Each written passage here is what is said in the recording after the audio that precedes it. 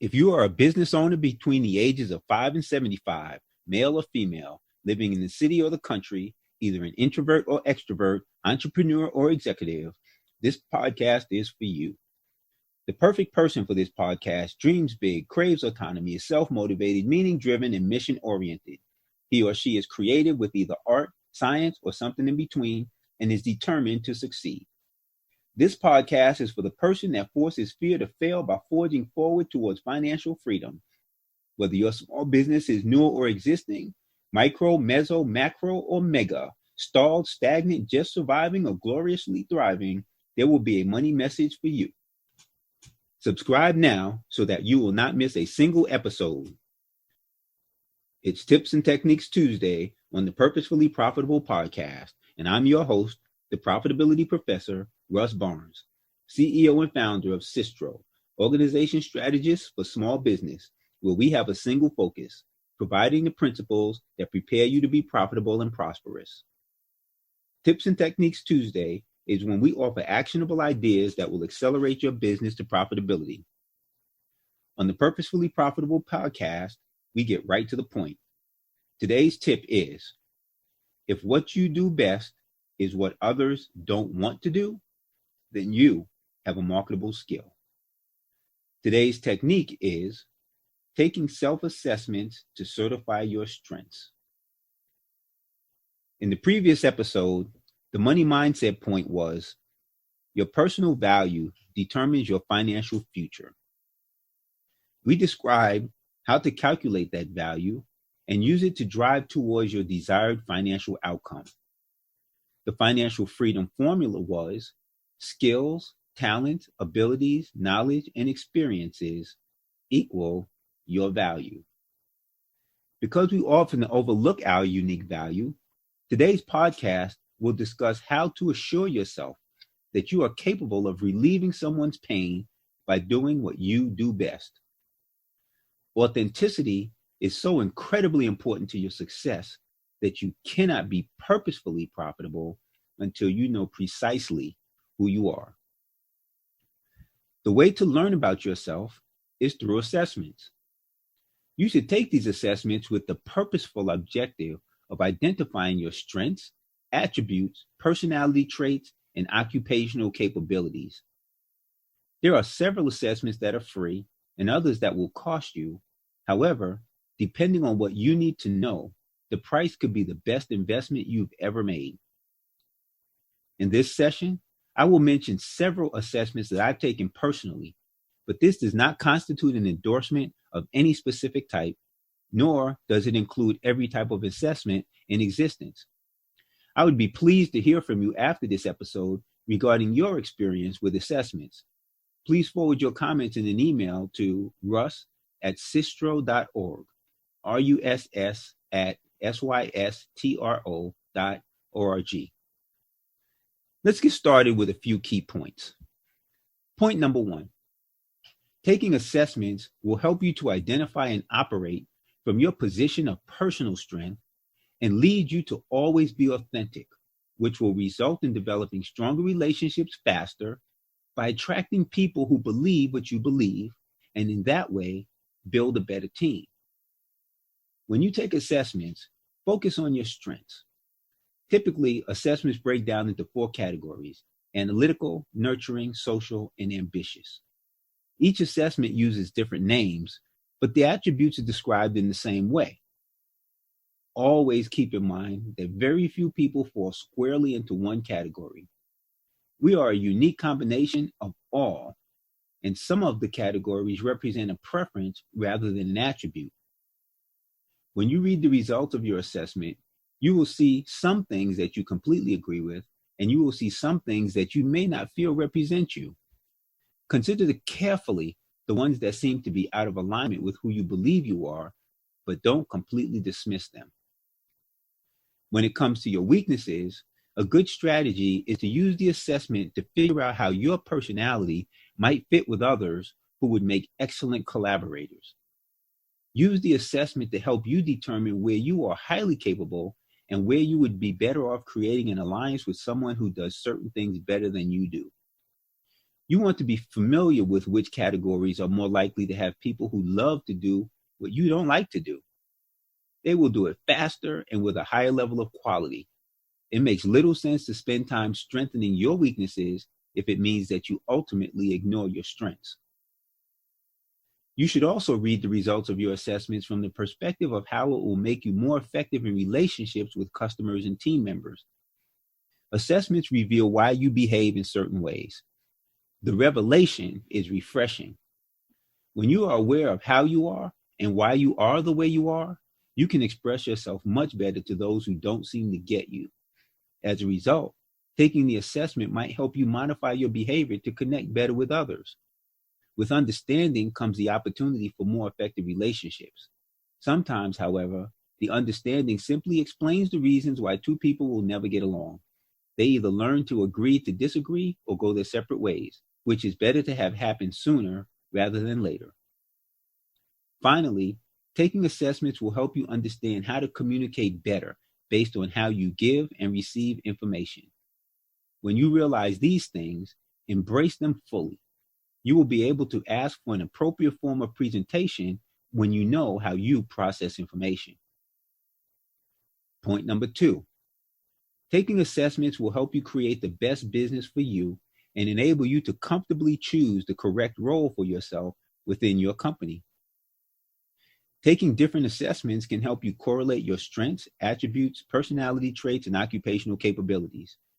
Knowing your strengths will help you improve your skill sets, things that can be learned, such as talent management, organization, and critical thinking, those key skills that are necessary to be an effective CEO. You will be able to decide where to focus your learning and which types of training would be best suited for you. You can continually build on your strengths and assess which of your weaknesses are true candidates for development. Assessments will also help you determine which position in the company suits you. Although you want to build on your skill sets that will enable you to be a great CEO, founders seem to always believe that the only role for them is the CEO or president, or both. In reality, it might be best for the company to hire a CEO and have the founder assume a more appropriate and fulfilling role. You will only know this if an assessment has been accomplished and everyone understands their strongest capabilities. It's also easier to build training programs into the company when you can identify the gaps in capabilities. Perhaps before you add more people, you can help people strengthen their strengths, and in that way, improve performance. When there are no more gains to be made that way, then when you hire someone who comes with the strengths that are lacking. Point number 3. Taking the assessments will build your confidence and improve your performance with the inevitable outcome of being purposefully profitable. When you know thyself, you feel more confident about your decisions. You feel less inclined to apologize for making decisions in a certain way, and eventually, you create a culture of people around you who are fulfilled by the environment and bring fulfillment to the environment. When you can be adaptable, creative, and proactive, the level of productivity goes through the roof because your team will pick up on it and feel the freedom. Point number 4, never stop learning about yourself. Taking a variety of assessments will provide you with a cross-sectional view of your personality, attributes, and occupational capabilities. You will also be able to appreciate when and how you are changing as you grow in your roles. Taking several different assessments and taking the same assessments several years apart is an interesting practice. I've taken the Myers-Briggs and the DISC profile several times. While the Myers-Briggs consistently tests me out as an INTJ, the DISC tends to be all over the place for me.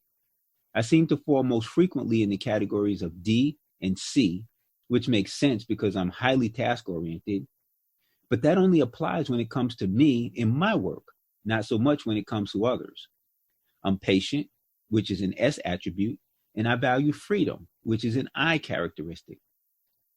My Herman Brain assessment revealed that I am balanced in all categories when it comes to occupational capabilities.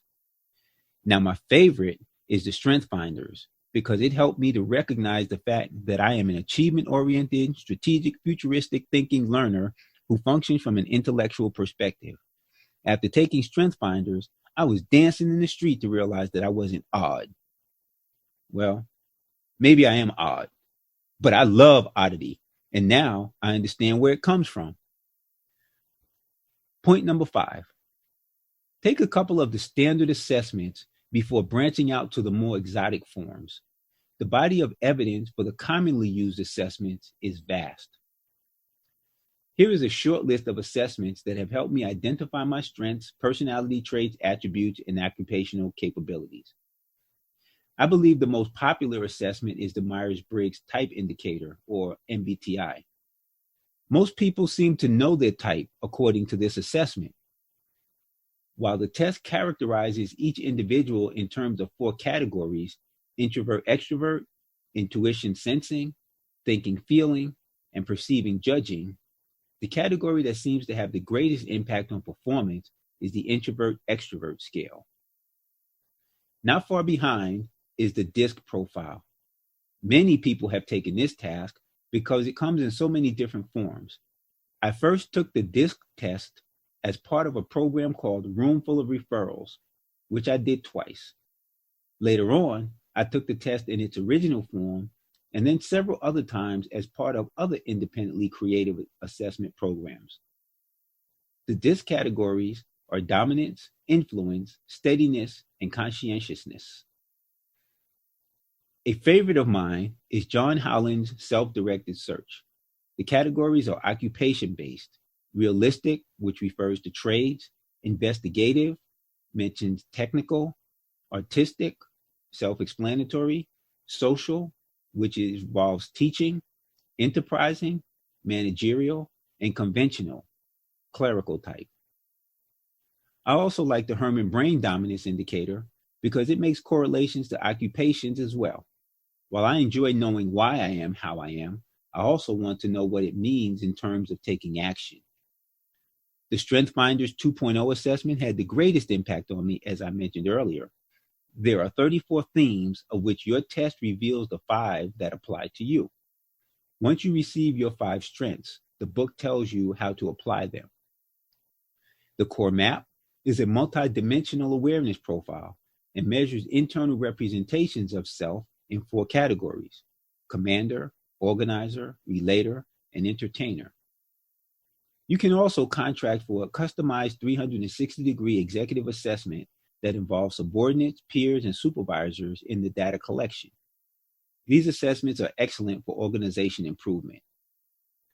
The number of assessment instruments is long. In fact, I haven't even listed the full measure of those I have taken, but this list should get you started. So here are the key points in summary. 1. Taking assessments will help you identify and operate from your position of personal strength and lead you to always be authentic, which will result in developing stronger relationships faster by attracting people who believe what you believe, and in that way, building a better team.